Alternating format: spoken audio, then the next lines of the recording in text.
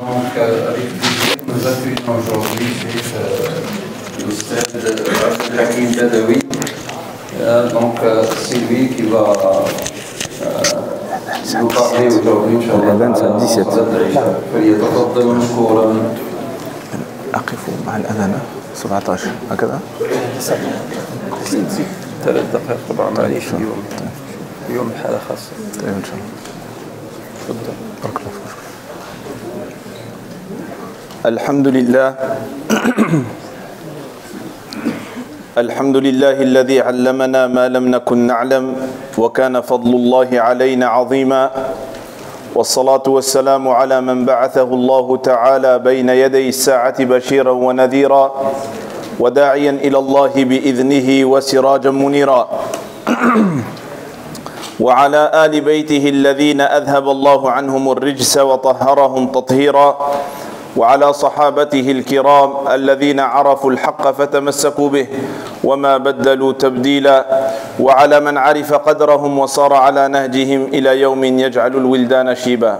أما بعد، أيها الإخوة الأفاضل، أيتها الأخوات الفضليات، السلام عليكم ورحمة الله وبركاته. ها نحن نعيش في هذه الليلة المباركة التي نرجو من الله تعالى أن تكون ليلة القدر، ونسأل الله سبحانه أن يجعلنا فيها من الفائزين.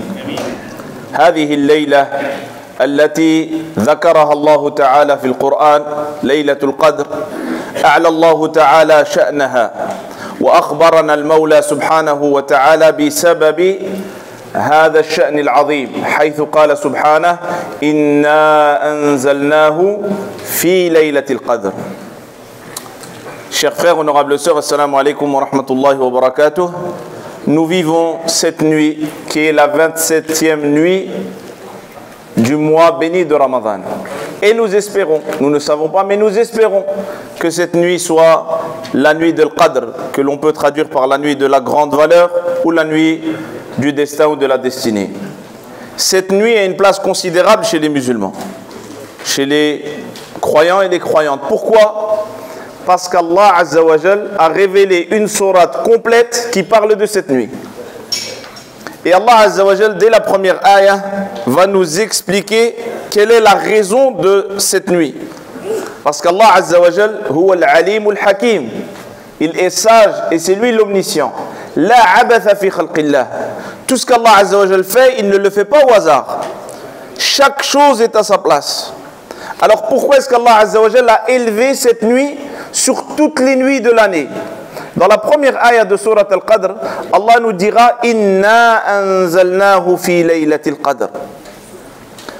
Allah va nous citer dans cette ayah la raison de l'élévation de cette nuit. Car Allah Azza wa Jal a révélé le noble Coran durant cette nuit. Et parce que le Coran a été révélé durant cette nuit, alors cette nuit a de la valeur. Et ce que nous devons saisir comme sagesse, c'est que cette nuit a été élevée auprès d'Allah Azza wa Jal parce qu'elle a été choisie pour la révélation du Coran. Maintenant, si nous, en tant qu'humains, nous voulons l'élévation, nous voulons l'honneur, nous désirons le succès dans cette vie et dans l'autre, nous devons comprendre que cela ne peut se faire qu'à travers le Coran.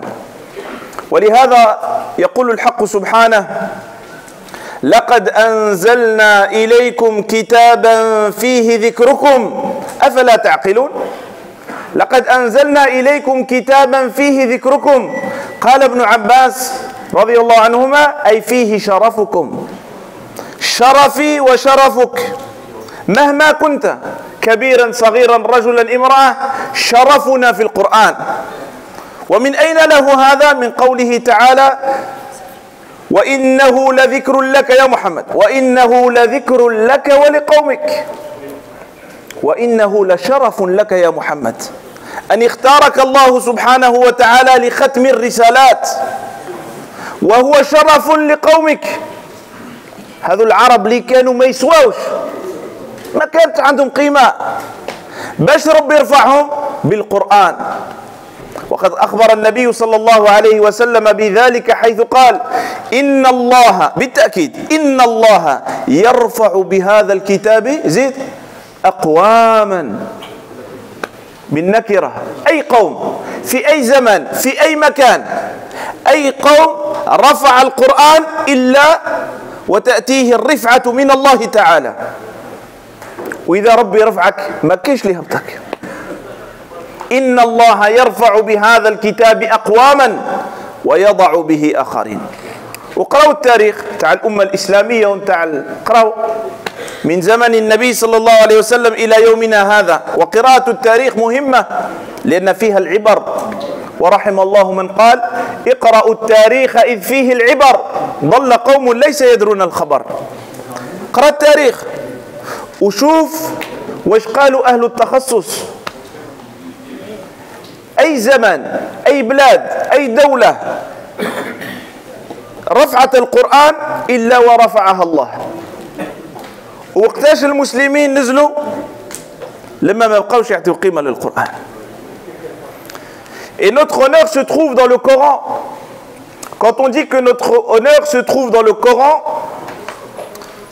on fait référence à une parole d'Allah Azza wa Jal, une ayah, dans laquelle Allah Azza wa Jal nous dit, ce qui signifie en français, nous avons révélé, nous vous avons révélé un livre dans lequel se trouve votre honneur.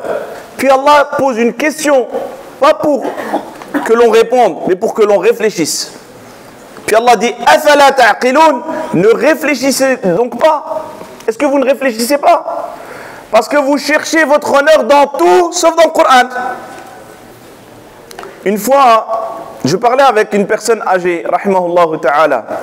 On parlait de l'importance de faire aimer le Coran à nos enfants. Et il m'a dit, moi, lui vient à la mosquée, il prie. Il m'a dit, moi, j'ai perdu avec mes enfants. J'ai dit, pourquoi? Il m'a dit, parce que je sais que mes enfants n'ouvrent jamais le Coran, Mus'haf. Alors moi je dis, non, le Hajj, peut-être quand toi tu vas au travail, il m'a dit, non, non. Wallahi qu'il n'ouvre jamais le Mus'haf. Je dis, comment est-ce que tu sais cela? Il m'a dit, mon argent, je le cache dans le Mus'haf. Et jamais ils l'ont touché. Ça fait rire certains, mais normalement ça devrait, je ne veux pas dire pleurer, ça devrait nous faire pleurer, nous faire au moins réfléchir. Notre honneur se trouve dans le Coran. Et Allah dit, Afala ta'qiloun. Avec toute la miséricorde que comprend cette question, Afala ta'qiloun. Comme lorsqu'Allah Azza wa Jal dit, Ya ayyuhal insanu, ma gharraka bi rabbika al-karim. Comme lorsqu'Allah Azza wa Jal dit, Fa ayna tadhhaboun. Fa ayna tadhhaboun. Imagine une mère, walillahi al-mathalu al-a'la, une mère qui s'est fatiguée pour son enfant. Et elle voit qu'après à l'adolescence, il commence à dévier. Et il voit sa mère voit qu'il traîne dans des mauvaises ambiances. Elle dit, oh mon fils, où est-ce que tu vas? Cette question-là est pleine d'amour. Allah dit à l'humanité, Fa'ayna tadhhaboun. Où est-ce que vous allez?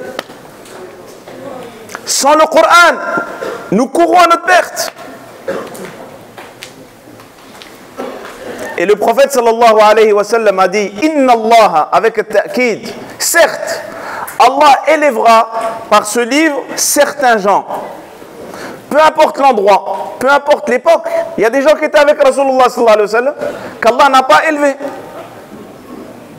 Et il y a des gens qui vivent en France au 21e siècle qu'Allah a élevé dans cette vie et qu'il élèvera dans l'au-delà. Pourquoi? Parce que ces hommes et ces femmes ont élevé le Coran dans leur vie.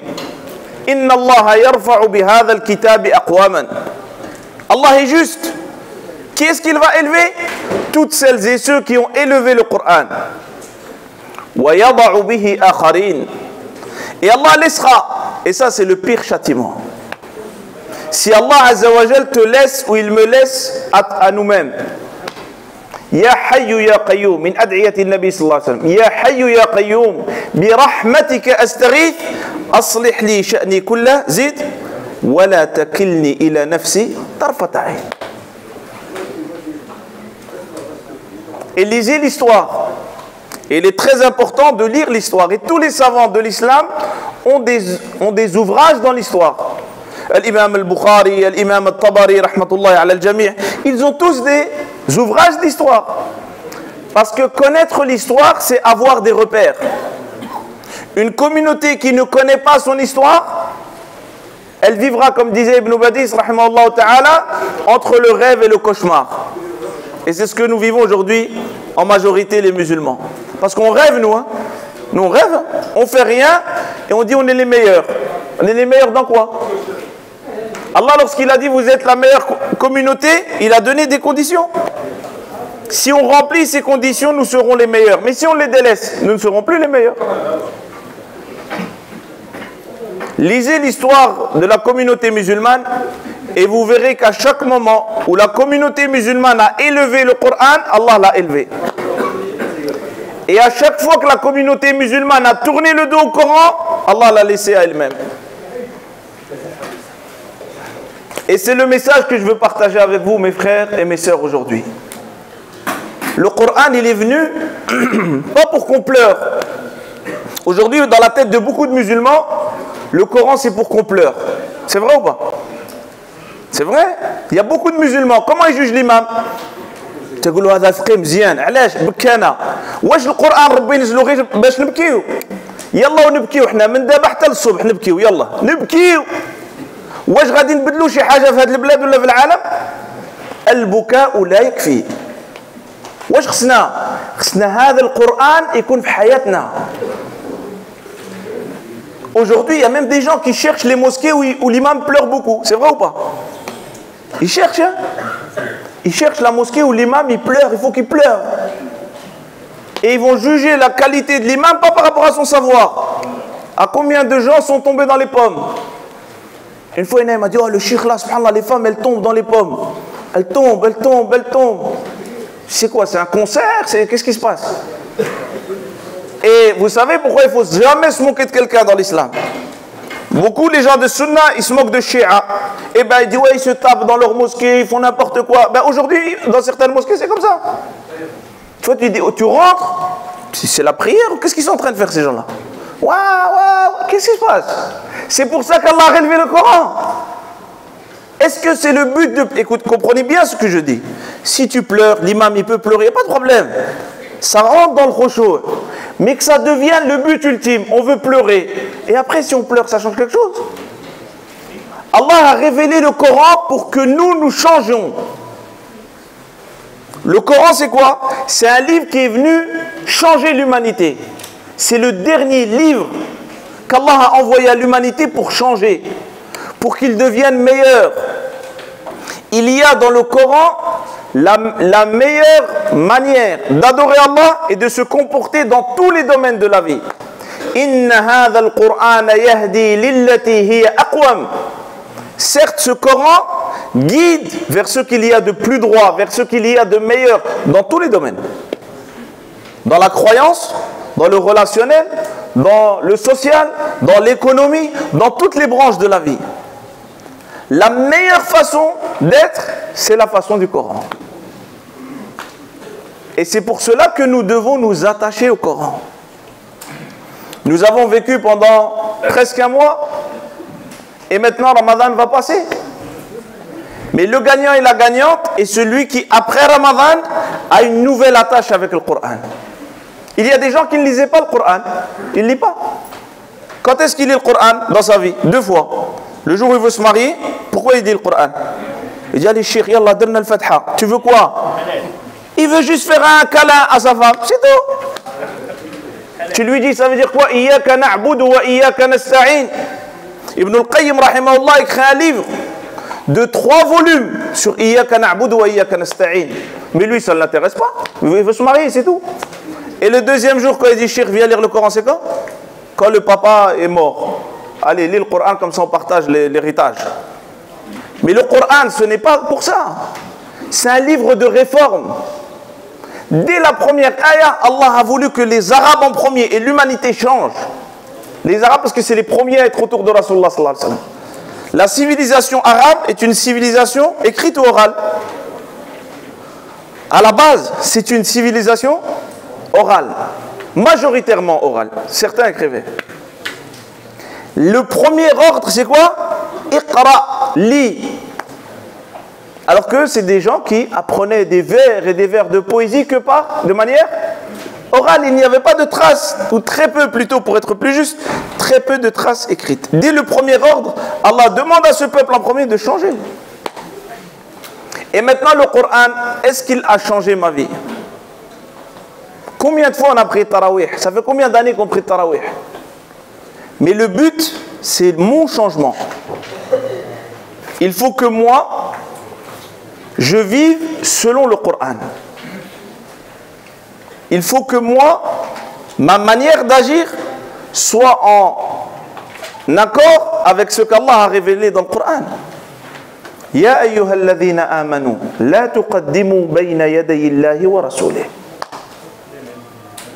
Le premier des comportements à voir dans le Coran qu'Allah cite dans Surat Al-Hujurat, c'est de ne pas se mettre devant, littéralement devant le Coran. Que veut dire cela? Cela veut dire que si une ayah est claire, la ayah, elle est claire, et la ayah n'a pas été abrogée. Lorsqu'Allah t'ordonne une chose, si on te dit mon frère ou ma soeur, voilà ce qu'a dit Allah, en tant que musulman, quel doit être notre comportement? Qu'est-ce qu'on doit dire? Sami'na wa ata'na. C'est-à-dire oui, point à la ligne. D'accord? Maintenant, nous, on n'a pas encore cela. Et on doit s'éduquer à cela. Je vous donne un exemple. Allah Azza wa Jal dit dans le noble Coran aux hommes, lorsqu'il s'adresse aux hommes, sur le comportement que les hommes doivent avoir envers leurs femmes au pluriel. Pourquoi leurs femmes au pluriel? Hein? Pourquoi même Rasulullah sallallahu alayhi wa sallam, lorsqu'il parle de l'homme, il dit que le meilleur des hommes, c'est le meilleur envers ses femmes. Pourquoi au pluriel? Yallah, répondez. S'il y a quelque chose, c'est moi qui vais prendre les coups. Pourquoi au pluriel? Sa mère, sa soeur. Sa mère. Quelqu'un qui n'est pas bon envers sa mère, il ne sera jamais bon envers sa femme. Celui qui n'est pas bon envers sa sœur, comment est-ce que tu veux qu'il soit bon envers la sœur de quelqu'un d'autre? Allah, lorsqu'il nous parle des épouses, il dit وَعَاشِرُوهُنَّ بِالْمَعْرُوفِ. Voilà ce qu'Allah a dit. Un des hommes. Pour les hommes. Pour les maris. Comment est-ce qu'on doit se comporter envers nos femmes? Comment?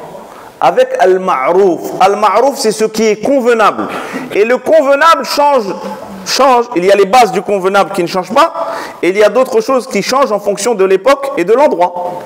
Tu ne peux pas dire à ta femme, si elle veut un sac à 100 €, tu dis ouais, mais ma grand-mère au bled. Ça, c'est pas le ma'rouf. Le bled, c'est là-bas le bled. C'est bien, tu y vas, tu passes tes vacances, tu visites la famille, c'est très bien. Mais les règles ici, al-ma'rouf en France, c'est pas le ma'rouf en Allemagne. Al-ma'rouf en France, c'est pas le ma'rouf en Algérie, au Maroc, ou en Égypte, ou en Tunisie. Et c'est ce qui fait que l'islam est universel. Et c'est ce qui fait la grandeur de l'islam.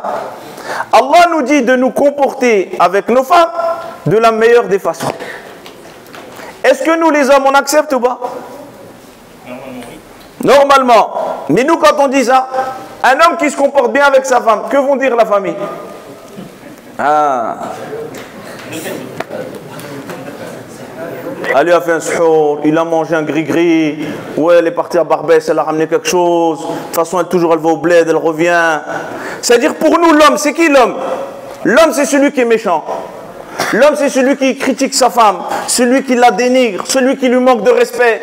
Dans notre mentalité, à nous qui venons à la mosquée, alhamdoulilah, pas tout le monde, mais une grande majorité. Pour nous, c'est ça un homme. Tu vois, mon fils, Inch'Allah, c'est un homme. C'est quoi un homme?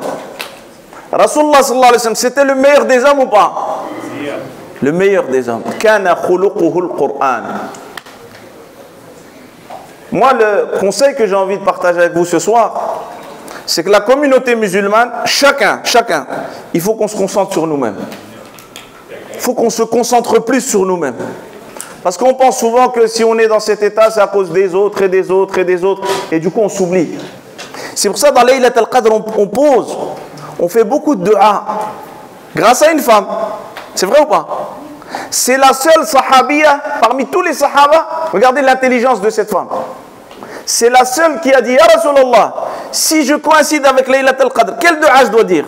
Regardez l'intelligence de l'islam. L'islam, il est venu former des hommes et des femmes intelligents, pas des gens bêtes. La manière dont Allah a révélé le Coran, les explications, ce qu'il y a apporté, c'est pour tirer l'humanité vers le haut. À condition que l'humanité lise le Coran correctement. Ça, c'est première obligation pour chaque musulman, et on finit là-dessus. Nous devons apprendre à lire le Coran correctement, avec des chouyours, des spécialistes, femmes et hommes. Deuxièmement, nous devons comprendre le Coran avec des spécialistes, femmes et hommes. Troisièmement, nous devons appliquer sagement le Coran. Parce que la manière dont on applique le Coran, ça doit être une manière sage. Parce que le Coran prend en considération le contexte ou pas? Quand nous on dit les frères, on est en France, il faut faire attention à telle chose et telle chose. La majorité des musulmans, qu'est-ce qu'ils disent? C'est un imam de la République. C'est vrai? Mais moi je dis à ces gens-là, celui qui dit ça, il n'a jamais ouvert le mushaf et il n'a jamais étudié chez un cheikh. Parce que quand tu prends n'importe quel mushaf, tu verras qu'il y a le Coran al-Makki et le Madani. Vous avez vu ça? Les sourates mécoises et médinoises. Vous avez vu ça ou pas? Dans le lexique, il y a les sourates mécoises et médinoises. Ça veut dire quoi mécoises et médinoises? Ça veut dire l'avis majoritaire des ulama avant l'émigration à Al-Madina et après l'émigration. La manière dont Allah parle de tawhid dans le Coran mécois et médinois, ce n'est pas le même. Est-ce qu'Allah a peur? Il n'a pas peur. C'est le sage, l'omniscient. Rasulullah sallallahu alayhi wa sallam, il ne fait pas la da'wa comme il la faisait à la Mecque, comme il fait à Al-Madina. Est-ce qu'il avait peur? Le Cheikh Safiyur Rahman al-Mubarak Fouri, rahmatullahi alayhi, l'auteur du Nectar cacheté, l'un des livres le plus répandus dans Sira Nabawiyya. Il parle de ça. Et il dit, le prophète sallallahu alayhi wa sallam, c'est l'homme le plus sage. C'est l'homme le plus sage. Il savait comment se comporter à Mecca et il savait comment se comporter à Al-Madina. Qu'Allah Azza wa Jal nous permette à toutes et à tous de vivre le Coran durant cette nuit et durant toutes les nuits et les journées de notre vie. As'alullah subhanahu an yaj'alani wa iyyakum min alladhina yastami'una al-qawla fayattabi'una ahsana walhamdulillahi rabbil alamin. بارك الله فيك ونسأل الله عز وجل أن يجعلنا ممن يستمعون القول فيتبعون أحسنه جزاكم الله عنا كل خير